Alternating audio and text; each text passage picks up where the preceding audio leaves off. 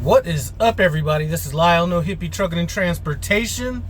I'm coming at you from the Valero Tootin' Totem in Amarillo, Texas. I-40 exit 75. Across the highway from the Petro and across the road from the Pilot. I know a lot of people are all about that name brand truck stop stuff. This place here is awesome. I was talking about a place I stopped at yesterday that had some barbecue. I didn't get any, but I did get some in here. And, you know, my other channel's name is No Hippie Barbecue and Cooking. And I gotta say, for a place that's really not like a solely, you know, standalone barbecue restaurant, this was pretty good. So stop by here and take a chance. You don't always gotta stop at Pilots, Loves, Petros, TAs, Flying J's. So anyway, got a message.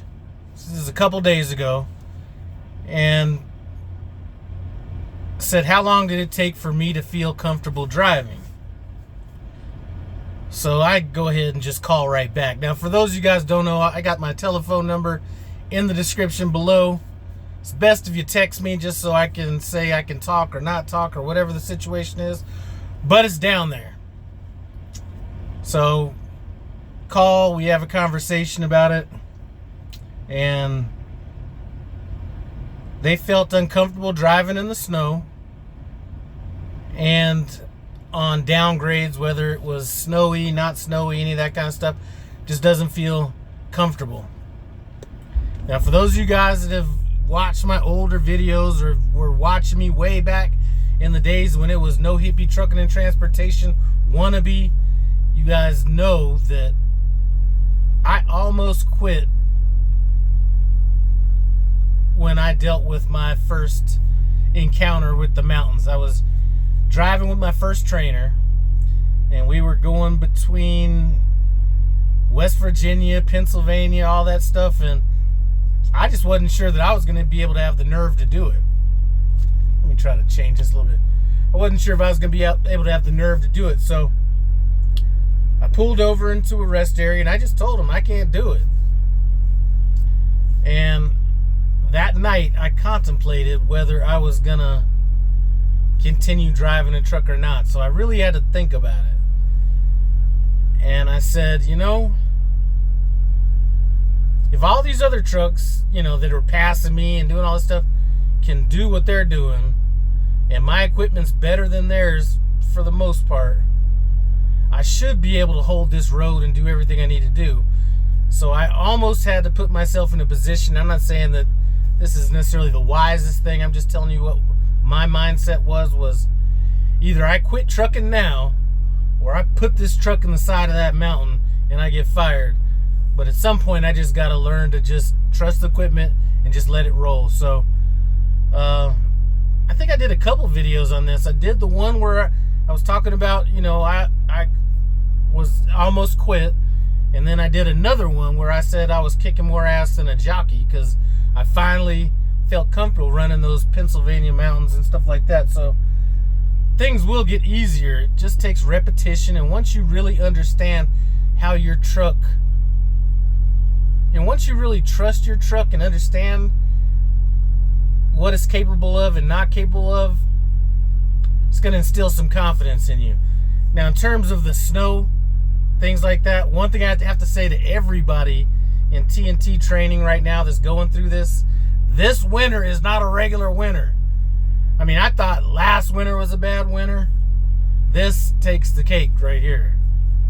No, you know, and even the winter before this was kind of bad. It wasn't as bad as this winter, but it was just like never ending.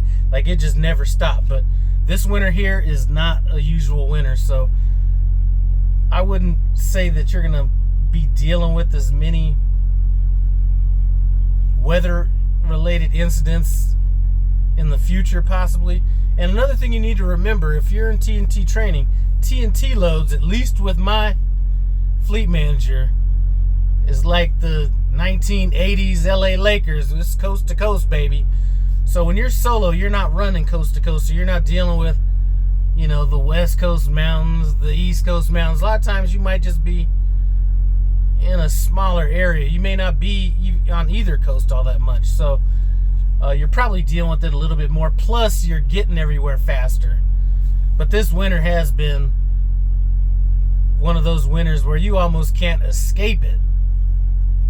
But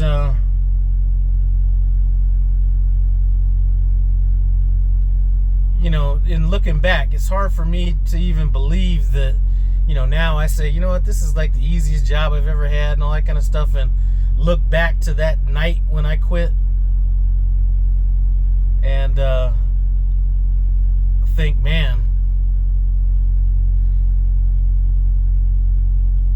you know, things could have turned out a lot different. Now, I could have had a better trainer too. That, you know, my first trainer, I didn't even know how to use Jake brakes. He just kind of threw me in the seat, said drive. I didn't know how to use Jake brakes, when to use them, when not to use them, you know, all that kind of stuff. He kind of went over it after the fact, after all that. But, you know, I didn't know it up until then. So, anyway, things will get easier. And a lot of times, I mean, to be honest with you, yeah, my allergies are killing me. You know, sometimes you feel a little bit more comfortable when you're on your own truck anyway. So that's something else that you have to look forward to as well. You know, once you get on your own truck, you might feel more comfortable stopping when you need to stop. You drive the schedules you want to drive. I know a lot of trainers like to keep their drivers on nights, which to me, I don't get that one. But, you know, you get to drive when you want to drive, all that kind of stuff. So it gets a little bit easier. But,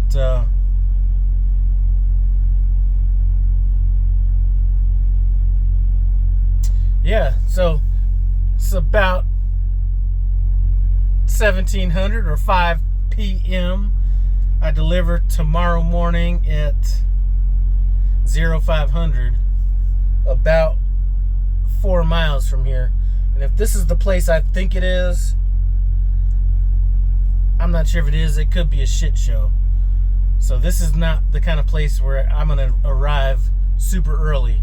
You know, I got to my delivery this morning a little bit early, thinking, man, if I get in here, I can get unloaded and get on the road fast. Nope. Pull in there, took a look at my stuff, told me to make a U-turn, go around and wait in this waiting line. So,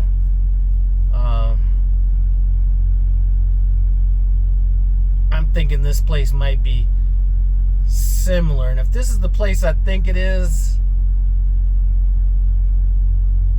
they just have trucks randomly parked all over the place, you know, waiting to get called in. I'm really not looking forward to this. But anyway, enough about that. I just wanted to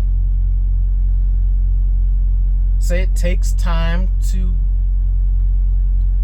get into this. And one thing I will tell you that I would also say to do is ask your trainer to get up in that seat with, you know, get in that passenger seat while you're doing it. I didn't feel comfortable with my trainer at the time to do that. But in hindsight, had I been with the trainer that I felt comfortable enough to ask to come up and help, I would have done that. So, the low we were on, if I remember, we got where we were going and we, you know, shut down for about 12 hours before we got unloaded. So it wasn't like we didn't have the time, or he had to sleep to get prepared for his drive shift. So ask the trainer to get in the seat. I mean, you know, a couple hours, you know, whatever. Even if, I mean, whatever. I'm rambling, but just don't give up. This shit gets so easy. The things that aren't easy are the things that are kind of unpredictable. Like this damn receiver that I'm not 100% clear on, but outside of that, easiest job ever. One more thing I want to touch on before I leave, and I don't even know how people are trying to drag me into this shit. It's, let's end the debate. This is a message that was sent. Let's end the debate. Why don't you post your settlement statements and see what's best? Company or lease? Now, I'm going to respectfully say, shut the fuck up. I've never been part of the debate. I don't give a fuck who makes more if they don't, if they do. I'm saying you do you. I'm saying even if I didn't make as much money, this would be the route for me. Now, if you want to make this debate with anybody else, go find those other people that base their whole life on how much money they make in trucking. As I've said before, the money I'm trying to grind on comes from outside of trucking. I could do that whether I'm making as much money I'm making now or less. So, you know what this reminds me of? There was a... Boy, this is turning into a rant all of a sudden. There was a Chris Rock special back in the 90s. And I thought about this as soon as I read this comment. And it was like, Chris Rock is saying, black people yelling racism. White people yelling reverse racism. The Chinese people yelling sideways racism. The only people that ain't screaming racism are the ones that have it the worst. They're the fucking Indians. Listen, I don't give a fuck who makes more money, who doesn't. All I'm saying is this was the right move for me. Do whatever you want to do. Hopefully I have 2 company drivers that are very happy with their current situation. But to be putting me as the one that's going to be showing their settlement, first of all, I think this is a fucking dumb thing anyway. To where, like, are lawyers out there, you know, putting out their fucking, you know, income statements and shit like that? Doctors, they out there trying to prove who's making the most money? This is, and the funny thing, here's what I think it is. And I think it's people that aren't used to making money, that start making money, they need to prove that somehow. And to me, this ain't no, I mean, it's not, I'm not going to base my life on what happens in truck driving. You know,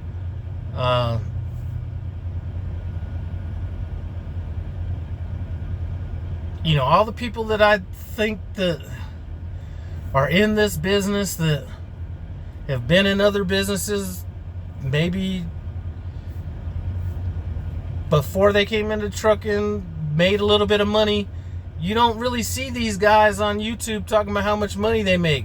Now, there is one guy that does it, but he's doing it for more of an informational point of view. But you really don't see anybody out here trying to brag about how much money they're making, except for the people that come in that, you know, weren't doing anything before. Maybe this is the come up for them. So go somewhere else with that argument. To me, it doesn't matter. You know what I'm saying? And I hate to say you know what I'm saying, but you know what I'm saying. Anyway, I'm about to come back here, go to sleep, and deliver this load tomorrow morning, and prepare my mind to turn down anything that's going to be trying to go out west. But I'd like to thank you guys for stopping. Oh, shit. Hold on a second. For anybody that's concerned about my clothing and attire, I have on the fern green. Thought this was Carhartt, but this is a fern green Dickies t-shirt. Very happy with it. And, you know, I'd like to get some props from whoever was talking about my attire before. So please leave a comment and tell me how nice I've been dressing for the last 6 or 7 videos. I'd really appreciate it. Comment, subscribe, and I'm out.